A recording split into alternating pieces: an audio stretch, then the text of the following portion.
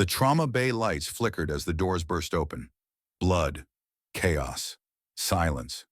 "If you hesitate, he's dead," barked one of the SEAL's escorts, his voice sharp with urgency. A young nurse. 40 bullets. No surgeon, no orders.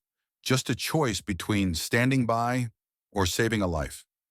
In the dead of night, Emily Hart's hands fought time itself, pulling a Navy SEAL back from death's grip, one bullet at a time. She thought she had done what was right. She thought saving a life would be enough. But by sunrise, she wasn't thanked. She was fired, cast out for her courage. What happened next shook the nation, and it all began here. The hospital always felt different at night. The steady hum of machines, the rhythmic beep of monitors, and the soft glow of hallway lights turned the sterile walls into something quieter, almost sacred. Emily Hart had always found comfort in that stillness, a calm before the inevitable storm. She had only been on the trauma unit for 6 months, but the night shift had already carved itself into her bones.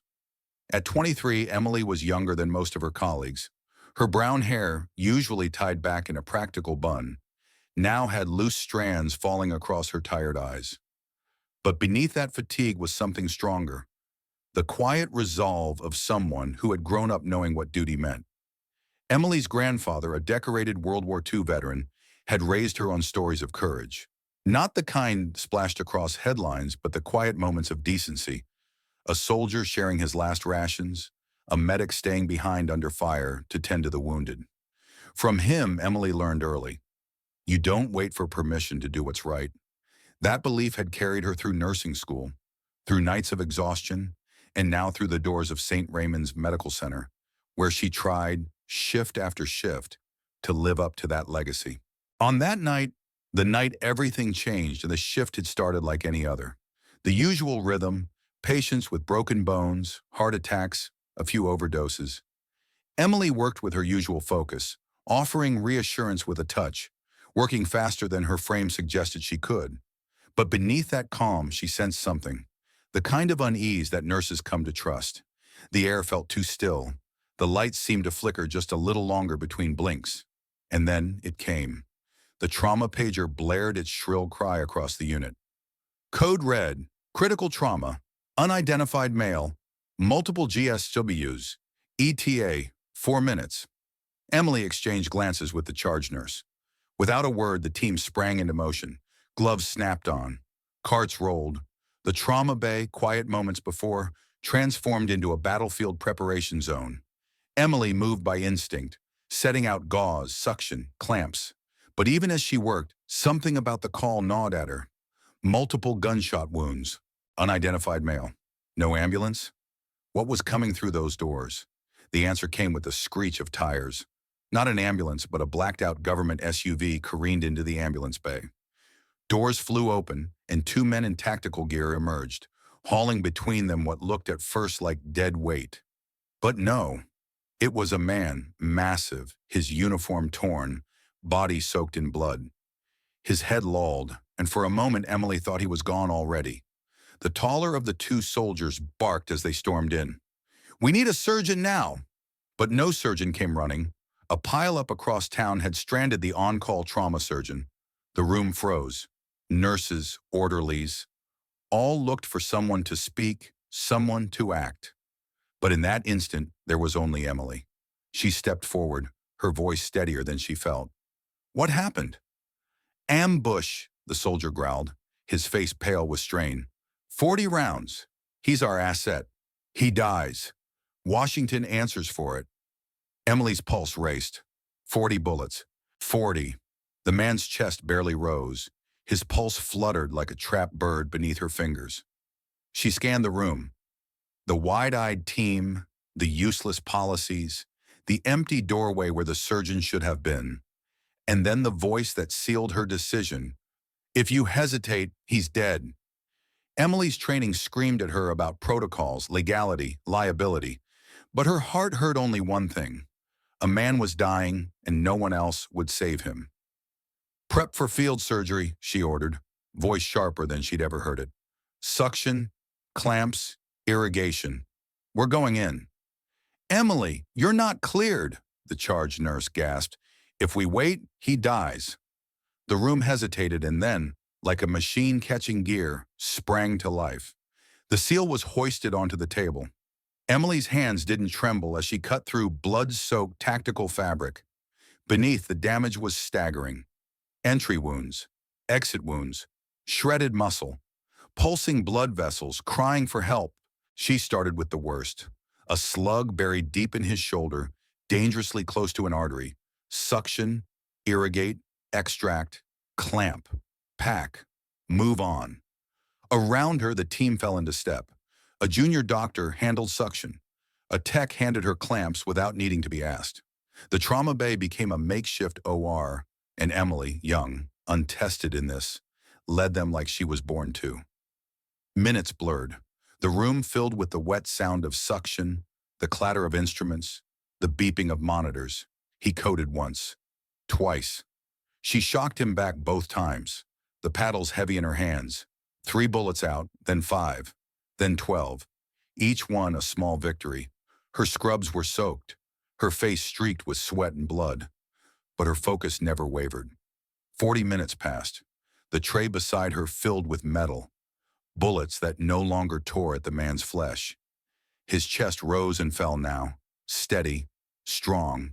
The worst was over. Emily stepped back, hands trembling, exhausted beyond anything she had ever known. The team looked at her, eyes wide with disbelief. One nurse wept openly. The seal lived. But the night was not done with Emily Hart. As she peeled off her gloves, heart still pounding with adrenaline, she felt the weight of what she had done.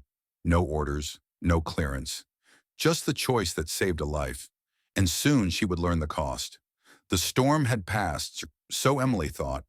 The trauma bay, once a battlefield, now stood eerily silent. The man she had fought so hard to save had been stabilized, prepped for transfer. His breathing steady, his life reclaimed from the edge. Around her, the team moved like ghosts, their faces pale, their eyes downcast.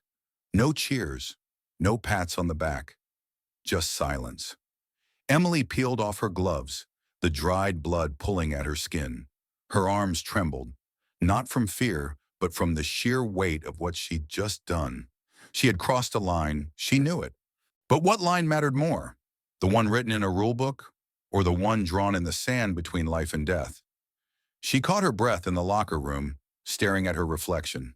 Hair disheveled, face streaked with sweat, eyes hollow with exhaustion. And yet beneath that fatigue burned a quiet pride.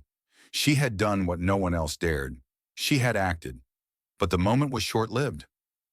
Nurse Emily Hart, please report to administration immediately. The voice over the PA was flat, unfeeling, not the friendly clerk's voice she was used to hearing. A chill ran down her spine. The hallway seemed longer than she remembered. The posters on the walls, excellence in care, compassion in action, now felt like mockery. Staff she'd worked beside for months averted their eyes as she passed. A junior nurse who had once shared late-night coffees with her fidgeted with a chart, pretending not to see her. Another whispered something to a colleague, their words lost in the hum of fluorescent lights. Emily's heart pounded. She tried to steady herself, tried to summon the resolve she'd felt just an hour before. But something about this felt colder than any trauma bay. She pushed open the glass doors of administration. Inside waited 2 security guards, a woman from HR she barely knew, and Dr. Beckman, the chief of staff. His face was tight, his gaze fixed somewhere over Emily's shoulder. "Emily," Beckman began, voice rehearsed, "thank you for coming. Please have a seat." She stayed standing. "Given the circumstances of tonight's events, the board has determined that we have no choice but to terminate your employment, effective immediately." The words hit harder than any blow. "Terminate?" Emily's voice cracked. "I saved his life." "You acted without authorization," the HR woman interjected, voice like ice. "This is a civilian hospital. There were no signed consents, no attending surgeon, no legal coverage for your actions." Beckman's tone softened, but only slightly. "We recognize you believed you were doing the right thing, but you've placed the hospital in a legally precarious position." He slid an envelope across the table. "1 week's severance. Please return your badge and any hospital property." The guards shifted as if expecting her to resist, as if she were dangerous. Emily stared at the envelope, then at the badge clipped to her scrubs. That badge had been a symbol of everything she worked for. Sleepless nights, impossible shifts, lives saved. Now it was a funeral offering. Her hands shook as she unclipped it and laid it on the table. Without a word, she turned and walked out, the eyes of the guards following her like shadows. The morning sun was just beginning to rise, casting long shadows across the parking lot. Emily stood for a moment beside her car, the cold air sharp against her skin. She gripped the steering wheel, trying to steady her trembling hands. Around her, the hospital loomed, once a place of purpose, now a fortress of betrayal. Her phone buzzed. A message from a colleague. "We're so sorry. We know what you did. We're with you." But no one had stood up for her in that office. No one had spoken out as she was cast aside. She drove home in silence, the city waking around her, unaware of the quiet battle she had fought and lost. Her apartment felt colder than usual. The familiar comfort of her small space now felt hollow. She sat on the edge of her bed, scrubs still stained, hands still trembling. The adrenaline that had carried her through the night was gone, leaving only exhaustion and doubt. She replayed the night in her mind. The moment the SUV doors flew open, the soldier's desperate voice, the look in the SEAL's eyes before he lost consciousness. She had made the only choice she could. Hadn't she? But the voices echoed. No authorization. Legal risk. Termination. Was saving a life worth losing everything else? She stared at the badge on her kitchen counter. Just that morning it had opened doors, summoned respect. Now it felt like an insult. She had done her duty, not the hospitals, not the systems, but the duty she believed in. And for that, she was branded reckless, dangerous, disposable. When the morning came, it brought no peace. The city moved on, buses rumbled past, people walked dogs, carried groceries, scrolled through their phones. No one knew that inside the small apartment on Maple Street, a nurse had sacrificed everything for a man whose name she didn't even know. And Emily Hart sat in that silence, asking herself the question that would haunt her for days. Was it worth it? The morning air was crisp, the kind that carried the promise of spring. Emily stood on her small porch, a chipped mug of cold coffee forgotten in her hands. Her apartment building was quiet, just another ordinary street in Houston, with its patchwork of modest homes, overgrown yards, and the soft hum of a city waking up. But something was different. At first, it was just a vibration, a low, distant thrum that made the window panes rattle. She furrowed her brow, setting down her mug, stepping onto the porch. The sound grew louder, more insistent. And then she saw them. 2 military helicopters appeared over the rooftops, dark and imposing against the pale morning sky. Their rotors churned the air into chaos, whipping leaves and dust into swirling clouds. They weren't just passing through, they were descending, directly toward her street. Neighbors emerged, shielding their eyes against the wind. An older man down the block clutched his bathrobe closed as he stared skyward. A mother gathered her kids inside. Curious, confused faces peeked through curtains. Emily's heart pounded. What was happening? Were they here because of her? For her? The helicopters touched down in the empty lot across the street, their engines loud enough to drown out thought. And then, as if choreographed, the doors swung open and figures emerged. A small unit of Navy personnel in crisp, dark uniforms. At their center walked a man who moved with quiet authority. Commander Jacob Fields. Commander Fields wasn't what Emily had imagined. He wasn't cold or intimidating. His face, lined by years of service, held a warmth beneath the discipline. His hair was touched with gray at the temples, and his eyes, in sharp but kind, scanned the crowd until they found hers. And in that gaze was no judgment, no accusation, only gratitude. Jacob Fields crossed the street with purpose, the others following silently. When he reached her porch, he stopped. The neighborhood had fallen into an awed hush, the kind that precedes something momentous. And then, without hesitation, he raised his hand in a salute. "Emily Hart," he said, his voice carrying over the quiet, "you saved one of ours, and the Navy does not forget its own." Emily stood frozen, her breath caught somewhere between disbelief and emotion. Commander Fields stepped aside and one of his officers presented a small velvet box, the kind reserved for honors rarely given. "This is the Navy's Medal for Civilian Valor," Fields explained. "Fewer than 50 civilians have ever received it. It's awarded for acts of extraordinary courage, where life was risked to save another." The box was opened, and inside gleamed the silver medal, an eagle outstretched, the words "for civilian valor" etched beneath. Fields nodded gently. No cameras, no press releases, just the Navy saying thank you. Emily's hands trembled as she accepted the medal. The medal felt heavier than it looked, as if it carried not just honor, but all the moments that had led to this one. The trauma bay, the decisions, the price she had paid. Around them, the neighbors began to clap. Tentative at first, then stronger. Applause, cheers, even whistles echoed down the street. But inside, Emily's heart was conflicted. Here in front of her home, she was honored, saluted, seen. But at what cost? Her badge still lay on the kitchen counter. Her career, the work she loved, had been taken from her. The Navy recognized her courage, but the world she had served had cast her aside. Fields seemed to sense her turmoil. He stepped closer, voice lowered. "Emily, I know this doesn't erase what you lost, but understand this. That man is alive because of you. A father, a son, a teammate.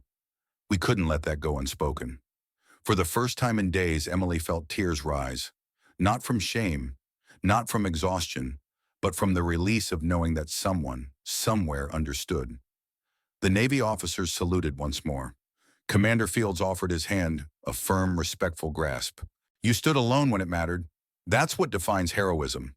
And then, as swiftly as they'd arrived, the team returned to their helicopters. The rotors roared to life, and the birds lifted gracefully into the sky, leaving behind only the stirred air and the echoes of their presence. Emily stood on her porch, medal in hand, as neighbors approached. Some shook her hand. Others simply nodded, their eyes wide with respect. For a fleeting moment, she felt the weight of both worlds, the honor that came from doing what was right, and the loss that came from paying the price. And as the helicopters disappeared over the horizon, Emily Hart whispered to herself, "Let this mean something." The days after the helicopters felt like stepping through someone else's dream. Emily's name made its way into news articles, though without her consent. "Fired nurse honored by Navy," the headlines read, as if those 6 words could capture the complexity of what had happened. She avoided the cameras, declined the interviews, let the calls from media outlets go unanswered. What mattered most to Emily was far from the spotlight. It wasn't about medals or applause. It was about finding a way to heal. And so, with quiet resolve, she packed up the small apartment that had been her sanctuary in her cell. The Navy's commendation had come with an offer. Support in finding a new position, discreetly. That's how she found herself driving out of the city, toward the quiet hills where Ridge Haven Medical Center stood. Ridge Haven wasn't the gleaming tower of glass and steel that St. Raymond's had been. It was smaller, older, with brick walls that had weathered storms and seasons. But as Emily stepped out of her car, she felt something she hadn't in weeks. Welcome. The director met her at the entrance, a woman named Dr. Lorraine Shaw. There was no fanfare, no mention of the headlines, just a firm handshake in kind eyes. "We're glad to have you, Emily," she said simply. "Let's get to work." Inside, the halls were filled with soft voices, the steady hum of care being given without fuss. Nurses nodded as she passed, some curious, but none prying. There was no need to explain herself here. Emily's first days were spent reacquainting herself with what she loved. She shadowed senior staff, checked on patients, listened. Slowly she found her footing, and with each shift, the weight of St. Raymond's began to lift. At night, in the quiet of her modest apartment near the hospital, Emily would sit by the window and think. The medal lay in its box on the shelf, untouched since the day it was given. The applause, the headlines, the fleeting admiration from strangers. It had all felt hollow compared to the simple nods she received here, the whispered thank yous from patients' families. Heroes, she thought, were too often measured in public spectacle. The loudest moments, the most visible gestures. But what about the quiet heroes? The ones who acted not for medals but because it was right? Society praised the grand gestures and overlooked the daily ones that kept the world turning. And wasn't that what had led her here? A place where no one asked for headlines, only that she show up, do her job, care. It was near the end of her first month at Ridge Haven when it happened. She had just finished evening rounds, the sun low in the sky, painting the hospital's brick walls in gold. Dr. Shaw approached her in the hallway, a curious look in her eye. "Emily, there's someone who asked to see you. Down in recovery. I thought you'd want to know." Emily followed the quiet corridors to the small recovery unit on the base's edge, a partnership Ridge Haven had with the military's rehab program. She entered the room, heart pounding, unsure of what to expect. There he was, the SEAL, the man she had fought to save. He looked different now, stronger, though his body still bore the scars of that night. His eyes, when they met hers, were clear, grateful. For a moment, neither spoke. There was no need. The silence between them held everything that words couldn't. Finally, he broke it with a small, tired smile. "They told me your name. Emily." She nodded, unable to stop the emotion that rose in her chest. "And they told me yours," she said quietly. "Not all of it, though." "That's probably for the best." His smile widened a fraction, the hint of humor beneath the scars. He gestured to the chair beside the bed. Emily sat, folding her hands in her lap. "I don't remember much from that night," he admitted, "but I remember a voice, telling the room what to do, keeping me here. That was you, wasn't it?" Emily hesitated, then nodded. "It was a team effort," she said. "No one person saves a life alone." "Maybe," he said, his tone gentle, "but not everyone would have stepped up. You did." They talked for a while, not of medals or headlines, but of small things. The weather, his rehab, her new start at Ridge Haven. Before she left, he offered his hand. "Thank you," he said simply. No ceremony, no fanfare, just the quiet, honest gratitude of one life saved by another. That night, Emily walked home beneath a sky awash in stars. The breeze carried the scent of pine and earth, clean and grounding. She no longer needed applause. The work was enough. The knowledge that she had done what was right, that she continued to do so, was what mattered. And as Ridge Haven's lights twinkled behind her, Emily Hart finally felt at peace with the path she had chosen. Weeks turned to months, and Ridge Haven became more than just Emily's new workplace. It became her home. The rhythm of life at the smaller hospital suited her. No headlines, no cameras. Just the quiet satisfaction of care given well, of lives touched in small, meaningful ways. One crisp autumn morning, as sunlight filtered through the tall pines around the hospital, Emily met Alyssa, a young nurse fresh out of school. Eager, bright-eyed, and a little overwhelmed, Alyssa reminded Emily of herself at that age, filled with knowledge, but still learning what it truly meant to serve in moments of crisis. Emily first noticed her during a hectic shift when an elderly patient coded unexpectedly. Alyssa froze, unsure of what to do as alarms blared and the staff rushed in. Emily stepped beside her, calm and steady, guiding her hands through chest compressions, showing her how to lead a team without shouting, how to let purpose override panic. Later, as they both caught their breath in the break room, Alyssa spoke softly. "How do you stay so calm?" she asked. "I felt like I couldn't move." Emily smiled gently, remembering her own trembling hands the first time she stood at that invisible line between action and fear. "You'll move when it matters," Emily said. "And sometimes when no one else will, that's when you'll find out who you are." From that day, Alyssa gravitated to Emily, not because she asked to be mentored, but because she needed it. Emily took her under her wing, showing her not just the how, but the why. She taught Alyssa the unspoken lessons of the job, how to sense when a team was losing its nerve, how to listen for what wasn't being said, how to lead not with volume, but with clarity and steadiness. Every time Emily guided her, she remembered what it felt like to stand alone in that trauma bay, to choose action over fear, and she remembered what it cost and what it gave. As Emily's life found its rhythm, her thoughts often drifted to the question that haunted her since that night. What is heroism really? Modern America, Emily saw, was quick to celebrate the loud, the visible, the dramatic. Viral videos of good deeds, medal ceremonies, front-page stories of single acts of bravery. But Emily had learned that real heroism often happened in silence, in the quiet spaces between the headlines. It was in the nurse who stayed past her shift to hold a patient's hand, the paramedic who treated the addict with dignity, the teacher who saw the child no one else noticed. America loved the spectacle of heroism, but too often overlooked its quiet, daily forms, the forms that didn't seek applause, the forms that came at a cost. Emily understood now that the systems we build, in healthcare, in government, in community, often fail the very people who try to do what's right. They reward obedience, not courage. They protect the institution, not the individual who risks everything to save another. Her story wasn't unique. It was simply one that got noticed for a moment before the world's attention shifted. But there were countless Emilys out there, unsung, unseen, making choices that changed lives and paid prices no one acknowledged. That was the lesson she hoped people would take.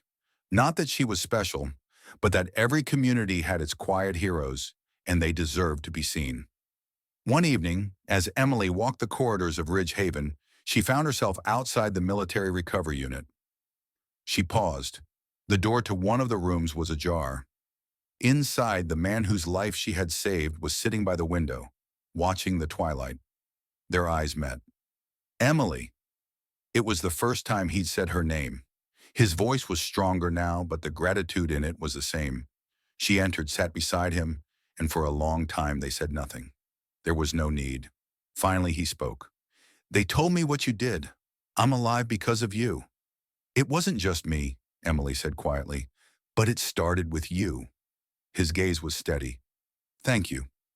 There was no ceremony, no cameras, no applause. Just two people who shared a moment neither would ever forget. In the end, Emily Hart's story isn't just about one nurse, one night, or even one heroic act. It's a reminder of something deeper, that true courage often happens quietly in moments no camera captures. In modern America, we often celebrate grand gestures and public victories. But what about the people who show up when no one's watching? What about those who do the right thing, knowing it might cost them everything? Emily's journey invites us to look closer at our own communities. Perhaps heroism isn't always about medals or headlines. Maybe it's in the neighbor who checks on a veteran living alone, the volunteer who shows up at the shelter week after week, the nurse who stays late to comfort a frightened patient. What would our country look like if we honored these small acts of quiet bravery just as much as the ones we see on TV? Now, we'd like to hear from you. Who are the unsung heroes in your life? Have you witnessed someone stand up when no one else would? Share their story in the comments. Let's honor them together. And tell us, what do you believe defines real courage in today's world? Do you think our systems truly support those who dare to do what's right? Or is there more we could do? Thank you for spending this time with us and for reflecting on Emily's story. If her journey moved you, please like this video, subscribe to our channel, and share it with someone who believes in quiet heroism. Together, let's keep these conversations going, because sometimes the smallest voices leave the deepest mark.